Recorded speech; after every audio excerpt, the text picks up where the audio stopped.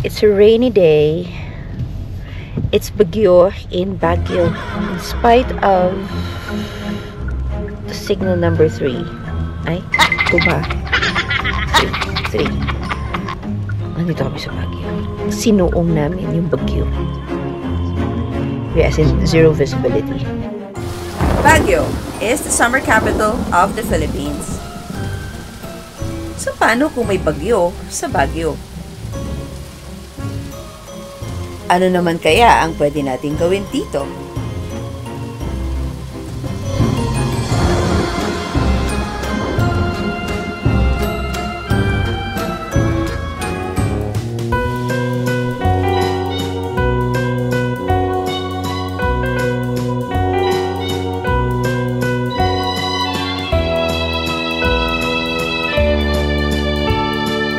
Ako po si Angel Hazel with wings. First stop, Ukay-Ukay. God, it's so good.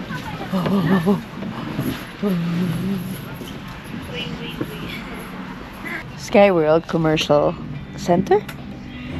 Ito daw kasi yung pinakamagandang or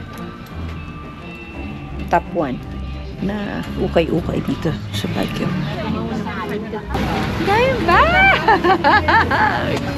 Wow naman! Wow!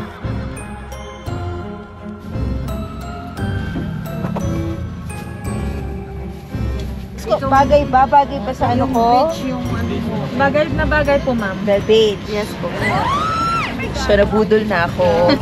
Pero sabi ni Mami, bagay daw dahil beach. So, okay. Dahil madali naman akong kausap, go. So, plastic na natin, ma'am. Agad-agad. Sige, agad-agad. Baka ay, may co-heard ko. So, magkano naman to? Patingin muna ako. Patingin ka. Ano naman malalagay ko dyan? May question ako. Di ba sabi nila, pag bibili ka sa ukay, ayaw, yung iba kasi, mga ayaw magbili sa ukay. Kasi sinasabi nila sa patay daw. Paano masabi? Lahat ng mga okay nanggagaling sa mga patay na yung may-ari. Totoo. Kasi di ba may Kasi sa mga Chinese kasi, mostly sa Hong Kong po, yung mga gamit nila, mostly sa Chinese New Year, tinatanggal nila. Pinapalitan po nila ng bagong gamit. Yes, ma'am. Ayaw na po nila yung mga gamit nila, mga luma. Tapos sa Chinese New Year, lahat ng mga gamit nila bago po. Mga Chinese. so, Kaya inaano nila sa mga kaya iyaan na lang nila thrift store. thrift store. Siguro mga ano din, hindi natin alam kung Korea, mga Korean or mga China nga ba. So, ibig sabihin, kasi nga, we have to change that perspective. Yun nga, na pag sinabing ukay, ayaw nila kasi baka sa patay, mga Hindi ganun. naman lahat ng ganun na. Hindi lahat ganun. Okay, so nakabili ako na. Reveal ko bag. It's a bag. Pero i-reveal ko na lang sa mga next episode kung ano yun. It's a good one. Marami mga choices talaga kung talagang isa-isahin mo siya.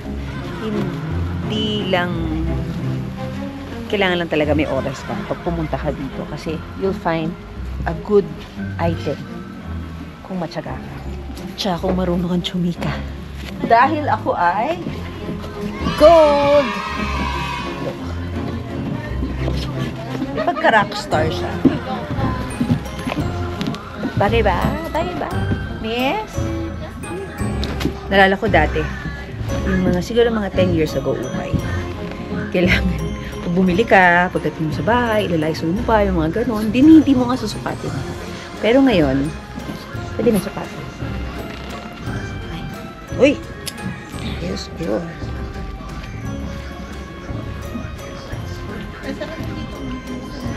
Parang hindi ko siya masuot.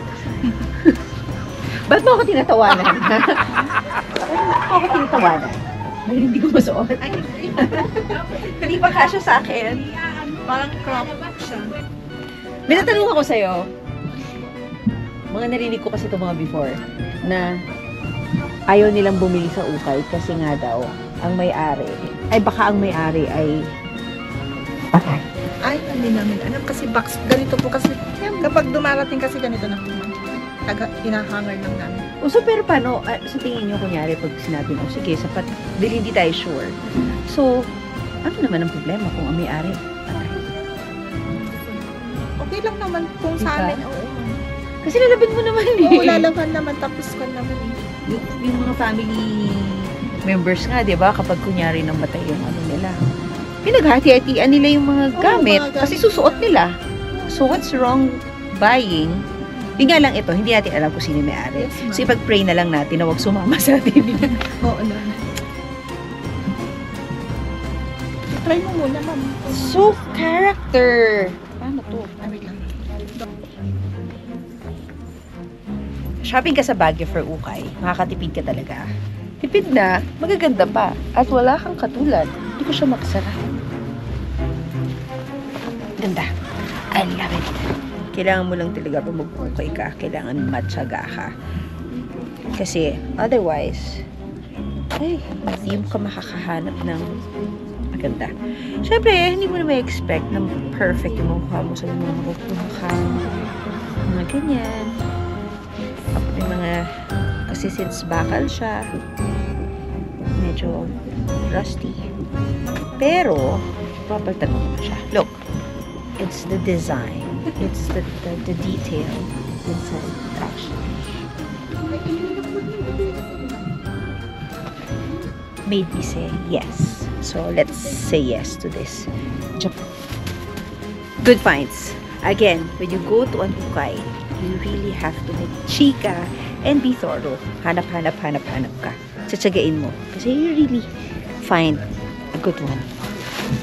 Huwag ka lang titingin-tingin na para ka na sa shopping mall. Dapat papasukin mo at isa-isa. Kasi may magaganda talaga. So, 3 floors daw to. Tapos, kanina nung nag-search kasi ako, best ukay-ukay here in Baguio. Ang lumabas, etong place na to. So, in fairness, malinis siya. Hindi maputik. Kaya mas plus din siya sa akin. Okay. Dito tayo.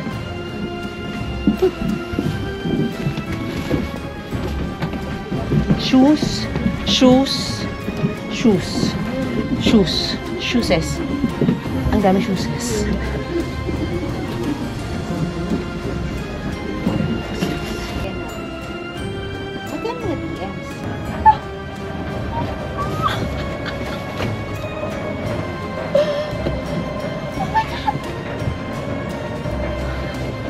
Red Wing Haven. Special disbursement officer ng Office of the Vice President. Attorney Sunshine Jari Paharda, dating Assistant Secretary ng Department of Education, So, ito naman yung pinasok namin. Hindi lang siya puro damit. So, thrift store naman siya ng mga kemerot from the past. O, ayan ang mga lampara. Iwasang hawakan. Baka lumabas si Jeannie.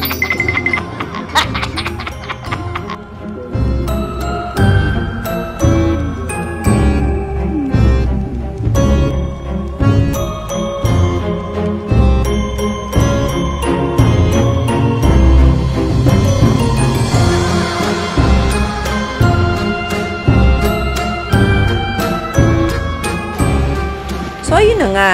Meron pa ring ulan. May konting kulog. Nasaan na nga ba si Kidlat? Dito tayo ililiko. Dito ang haven ni Kidlat Tahimik. So, tingnan natin kung anong itsura sa loob. Okay, so we're here in Kulaaw. It means Owl po siya, ma'am. owl. Yes po. You learn something new every day. Kulaaw. Yung mga products po namin dito, mostly po gawa siya ng students po. Like crochet, students po ng Baguio. Yes po. Crochet earrings, mga necklaces, gawa po nila yun. Mga full charms. Ang galing. Yes po. Pinupunta po namin yung products nila dito. So these are collections of different artists. Artist po ng Baguio, mostly po. Ganun po.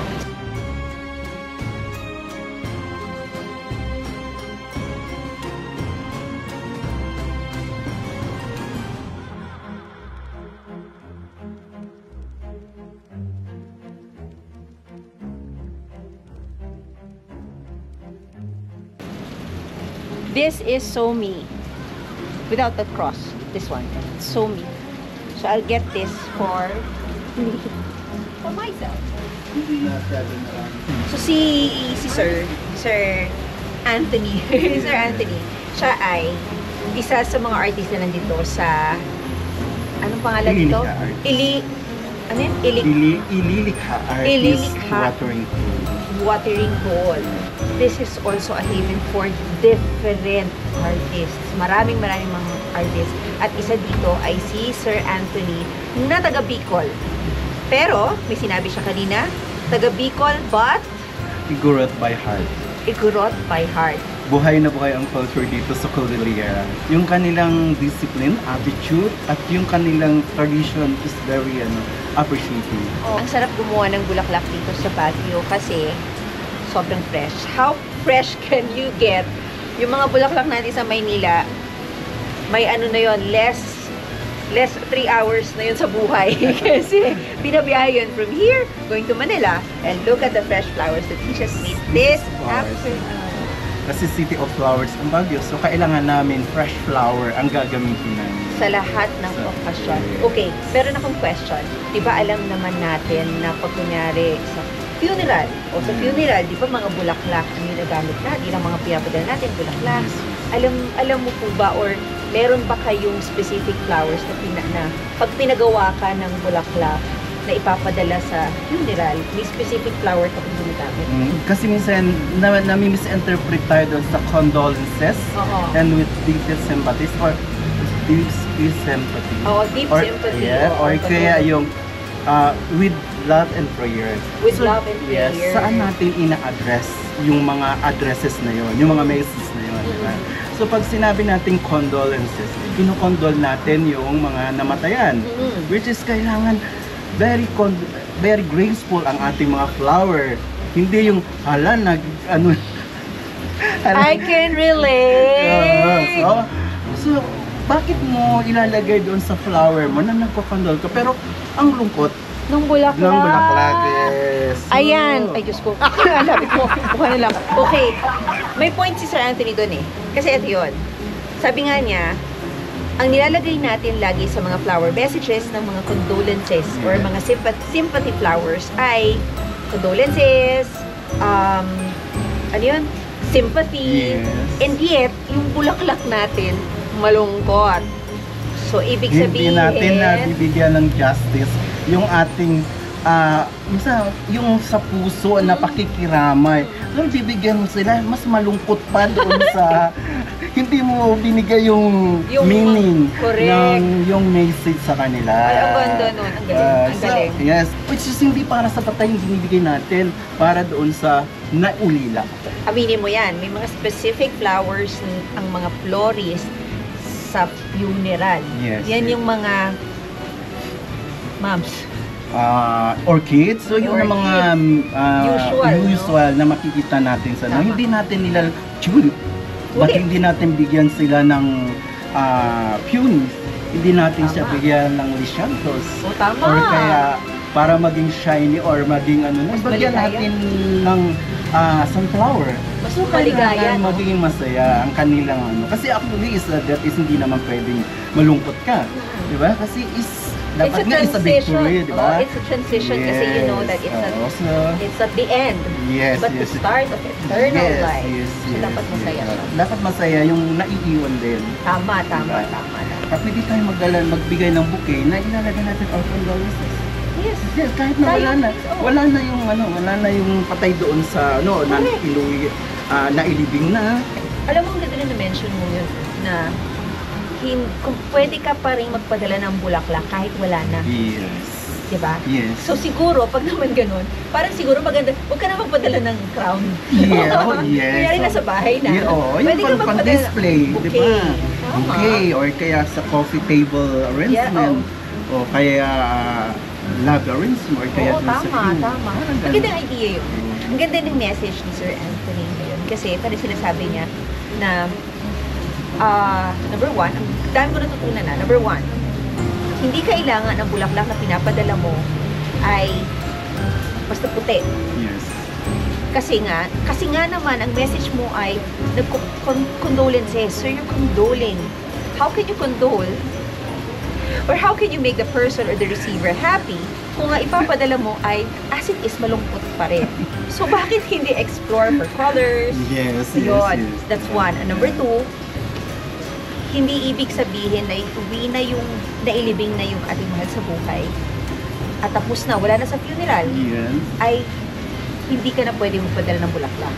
Kasi kahit nasa bahay na yung pamilya, mas higit na dapat magpadala tayo kasi mas kailangan nila ng something to make them happy. Yes. Yes. Beautiful. Galing na. Thank you. Galing na.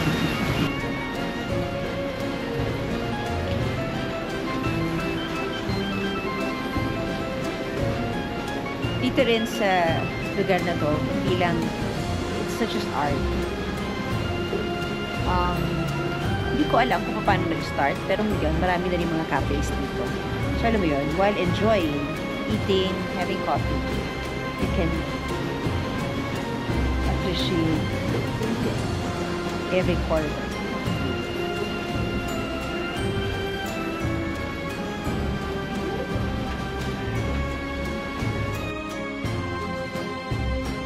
Pumunta kayo dito, don't just appreciate the art.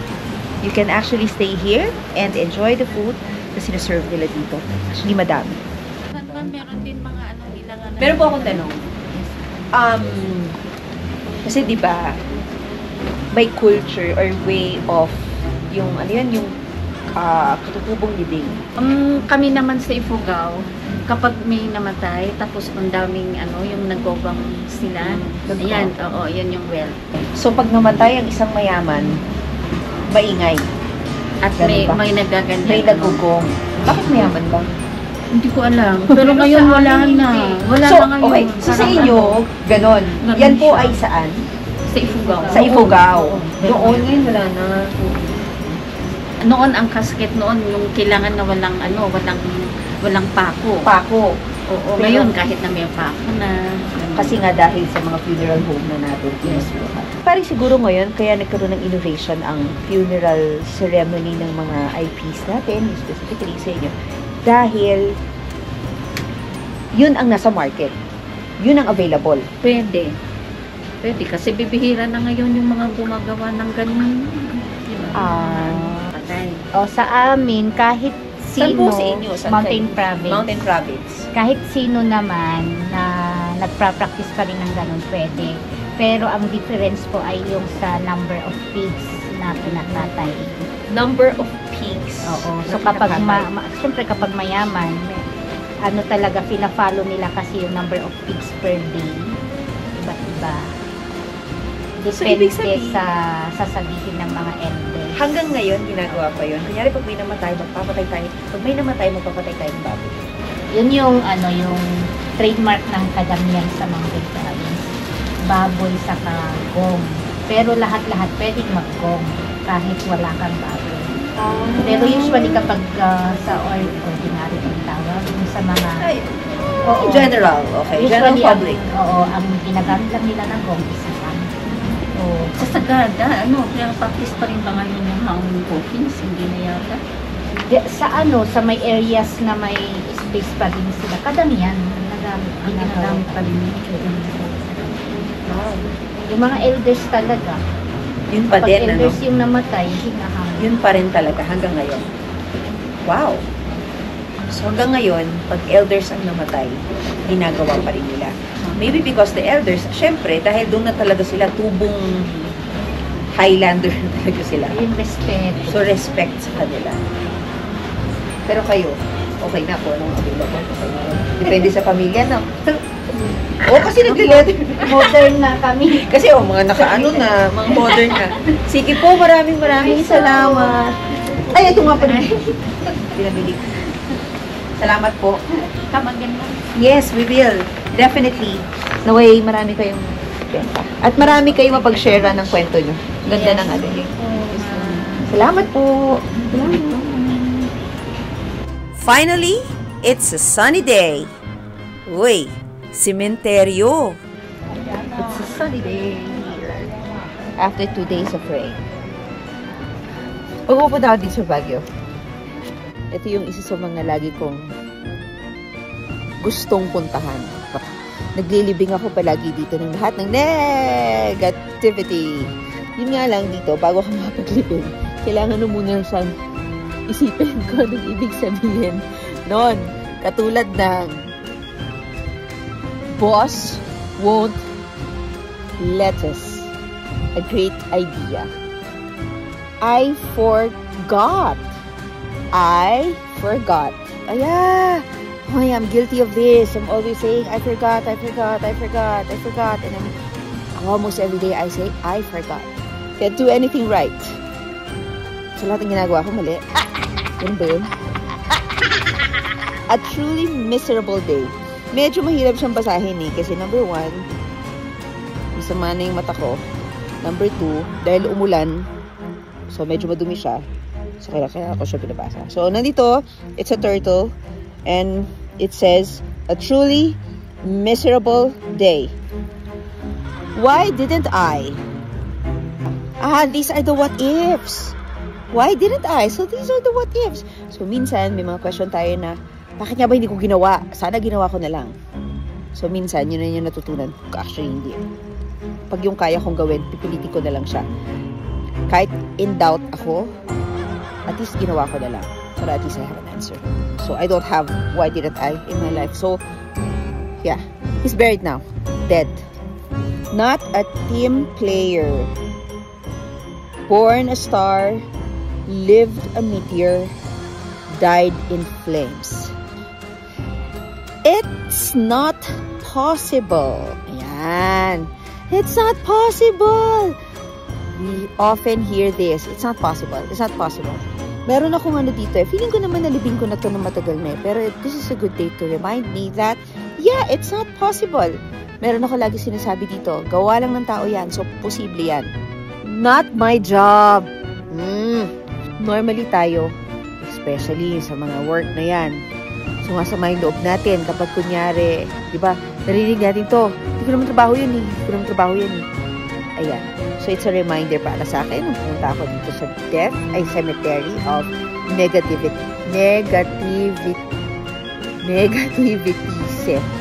Will you please repeat it? Negativism.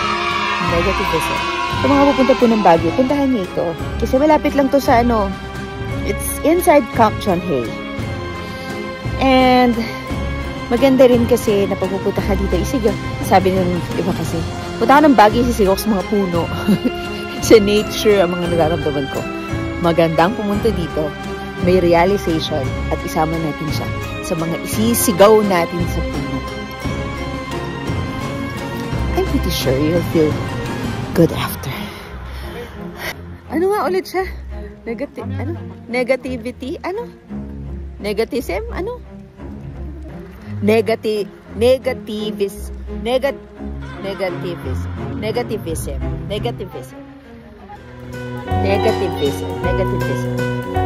So it's the cemetery of negativism. Ako po si Angel Hazel with wings.